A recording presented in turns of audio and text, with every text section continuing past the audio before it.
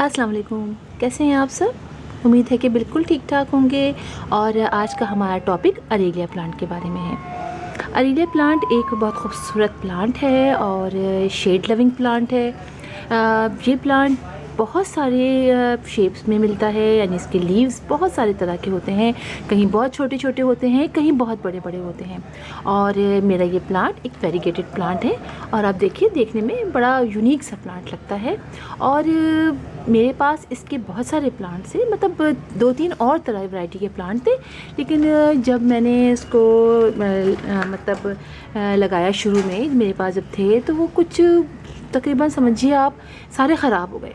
कुछ ये कि मैं पानी नहीं डाल सकी, कुछ ये कि वो डायरेक्ट सनलाइट में रह गए। तो मुझे उसके बारे में कुछ अंदाज़ा नहीं था।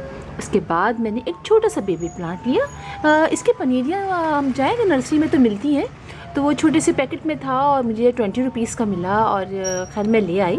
मैंने कहा चले इसको लगा के देखते हैं। फिर मैंने उसकी सही से केयर की और आज आप देखिए कि ये 5 से 6 महीने बाद ये माशाल्लाह से काफ़ी बड़ा हो गया। और अब इसके बारे में मुझे पूरी इन्फॉर्मेशन हो गई है। और वैसे भी जो बातें मैं आपको अपनी मुख्तलिफ़ वीडियोज़ में बताती हूँ, तो वो सारी ऐसी ही होती हैं जो मैं अपने ख़ुद लगा चुकी होती हूँ प्लांट्स, उनके बारे में सारी मुझे मालूमात हो जाती है। तो फिर मैं आप लोगों से डिस्कस करती हूँ, बताती हूँ आप लोगों से कि ये क्या है और किस तरीके से है।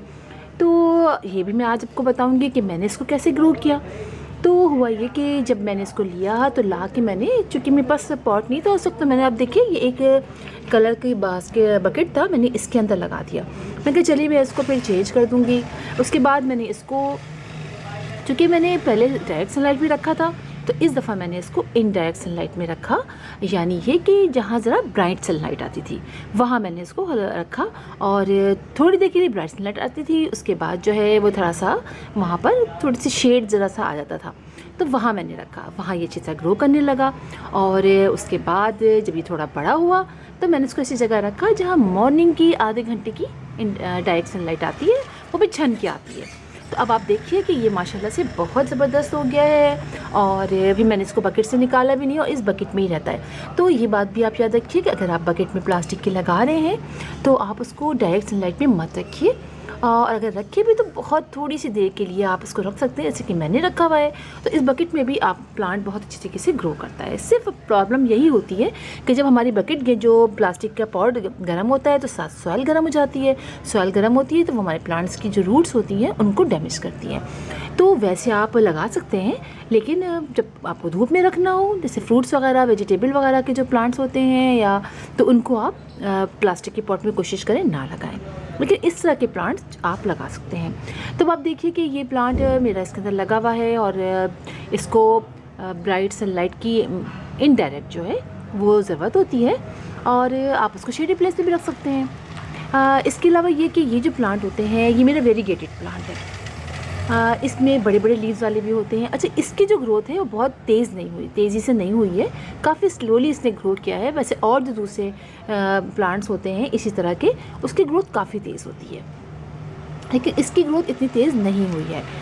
इसकी सॉइल की अगर बात करें तो हमें इसे वेल ड्रेन सॉइल लेनी होती है। इसलिए कि देखिए ये जो प्लांट्स होते हैं ना, तो इनको, वैसे तो हम सारे ही प्लांट्स के लिए वेल ड्रेन सॉइल लेते हैं, सबसे बेस्ट होती है। इसलिए कि इन और प्लास्टिक की बकेट में तो स्पेशली, चूँकि पानी यहाँ बहुत मतलब जल्दी से उड़ता नहीं है, इसलिए हम इसको ऐसी सॉइल लेते हैं जो वेल ड्रेन हो। हम ऐसा कर सकते हैं कि हम 50% सैंड ले लें, 25% अपने घर की जो मिट्टी जो हम यूज़ करते हैं वो ले लें, और 25% कंपोस्ट या आप गोबर की खाद ले लीजिए, लीफ कंपोस्ट ले लीजिए, वर्मी कंपोस्ट ले लीजिए, जो आप लेना चाहे ले लीजिए और इसमें लगाइए। पानी में यह है कि बहुत ज़्यादा ओवर वाटरिंग नहीं करनी है, हमने इसके अंदर इसको हल्का सा मॉइस्ट रखना है। और चूँकि बहुत गर्मियाँ हैं तो मैंने इसके अंदर मल्चिंग भी कर दी थी। आप ही देखिए, मैंने इसके मल्चिंग कर दी थी। जो पुराने लीव्स हमारे जो हमारे प्लांट्स से के गिरते रहते हैं वो ला के मैंने इसमें डाल दिया, और साथ ही मैंने टिफ़िन बाकिया की ब्रांच भी लगा दी थी इसी के अंदर, तो ये भी लग गई है।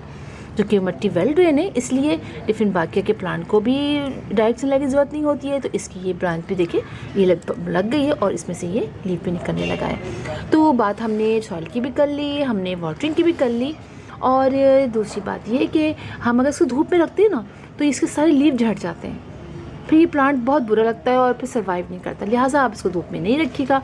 अच्छा, बात करें इसमें फर्टिलाइज़र की, तो आप इसमें NPK का फर्टिलाइज़र डाल सकते हैं। आप जो ड्राई फॉर्म में डालते हैं वो आप फरवरी में डाल लीजिए और सितंबर में डाल लीजिए, अक्टूबर में डाल लीजिए। साल में 2 दफ़ा आप इसके अंदर गोबर की खाद या वर्मी कंपोस्ट जो आप डालना चाहें आप डाल सकते हैं। NPK का फर्टिलाइज़र भी डाल सकते हैं, हर 15 डेज़ में आप डाल सकते हैं इसके अंदर, और गोबर की खाद का डाल सकते हैं। और जो कीड़े वगैरह अगर इसमें लग जाते हैं तो जो घर में हम बनाते हैं पेस्टिसाइड वो आप स्प्रे कर सकते हैं, बाज़ार से ला के भी कर सकते हैं, नीम ऑयल का भी कर सकते हैं। तो हर तरह से आप कर सकते हैं और ये बहुत खूबसूरत प्लांट है। और अरेलिया के प्लांट को अगर हम बुशी बनाएं तो हम बुशी भी बहुत आसानी से बना सकते हैं। अब देखिए कि अभी मेरा प्लांट छोटा है ना, मैंने अभी इसको बुशी नहीं बनाने की कोशिश की है, अभी तो इसकी ब्रांचेस निकलनी है, लेकिन अब जो है जैसे ये निकलना है ना, ये तो मैं क्या करूँगी, अब देखिए मैं आपको दिखाती हूँ। अब ये काफ़ी और बड़ा हो गया, चले मैं आज को कर देती हूँ। ये जो जिसकी ये बीज से डिलीवर कर ली, मैं इसको यहाँ से ये मैंने पिंचिंग के ज़रिए देखिए ये तोड़ दी, ठीक है। अब यहाँ से जो ब्रांच निकलेगी वो 2 से 3 निकलेगी। तो इस तरह से ये प्लांट बुशी होता चला जाता है और हम इसे कटिंग करते रहते हैं तो ये बहुत ही खूबसूरत हो जाता है, गोल से बन जाते हैं, काफ़ी बड़े बड़े से हो जाते हैं। और इस तरह के 2-3 प्लांट अगर आप ले आइए अपने घर में रखिए तो अच्छा आपके गार्डन में कलर देते हैं। और मैंने अभी ये एक ही लिया है, एक ही है, अब मैं इसको ग्रो कर चुकी हूँ और अब जो है मैं इसके कुछ और वैरायटीज़ लाऊँगी। छोटे छोटे से बेबीज़ ही लाती हूँ मैं ज़्यादातर, इससे कि फिर मैं उनको ही ग्रो करती हूँ। मैं अमूमन जो प्लांट लेती हूँ तो मैं बड़े बड़े प्लांट नहीं लेती हूँ, लेकिन अगर आप बिगिनर्स हैं और आपको वो आइडिया नहीं है तो आप बिल्कुल छोटे प्लांट ना लें, आप 1-2 प्लांट बड़े ले लीजिए ताकि फिर उससे आपको आइडिया हो जाए, फिर आप बेशक छोटे प्लांट ले सकते हैं। तो मैं इस तरह से बहुत छोटे छोटे से प्लांट्स लेती हूँ, फिर मैं उसी को ग्रो करती हूँ, उसके बारे में मुझे आइडिया हो जाता है, या कोई ब्रांच लगा लेती हूँ, तो फिर उससे ये होता है कि हमें काफ़ी आइडिया हो जाता है और फिर हम जो है वो उसके बारे में मज़ीद उसकी ब्रांचेस भी लगा सकते हैं। अच्छा, इसको प्रोपेगेट करने की अगर हम बात करें ना तो हम इसको प्रोपेगेट भी कर सकते हैं, और उसके लिए आपको पता है कि सारा जो 2 सीज़न होते हैं उसमें आप कीजिए, मतलब बरसात के महीने में कर सकते हैं आप और स्प्रिंग के महीने में कर सकते हैं। प्रोपेगेट करने के लिए हम इसकी कोई सी भी ब्रांच ले लेंगे और फिर उसको जिस तरह कटिंग से ज़रिए ग्रो करते हैं, जो उसका मेथड होता है, हम उसी के तरीके से इसको ग्रो करेंगे। तो अरेलिया का प्लांट एक काफ़ी अच्छा प्लांट है और है भी बहुत ऐसा प्लांट है कि इसकी हमें बहुत ज़्यादा केयर नहीं करनी पड़ती है, कि बस हम इसको एक दफ़ा अपने गार्डन में लगा लें और फिर ये कि उसकी बस इस तरह की केयर करनी है कि जैसे हम हर प्लांट की अपनी करते हैं, उसमें पानी डाल दिया, उसमें आप ये समझिए हमने जो 15 डेज से फर्टिलाइज़र डाल दिया और बस ये प्लांट हमारे घर में फिर आसानी से ग्रो करता रहता है। यही तो मैंने अंदाज़ा लगाया है। और फिर इंशाल्लाह जब और अरेलिया के प्लांट लाऊंगी छोटे छोटे से तो इंशाल्लाह ज़रूर शेयर करूँगी आपके पास आपके साथ कि वो कितने छोटे हैं और किस तरीके से फिर मैं उनको मुख्तलिफ़ पॉट्स में लगाऊँगी।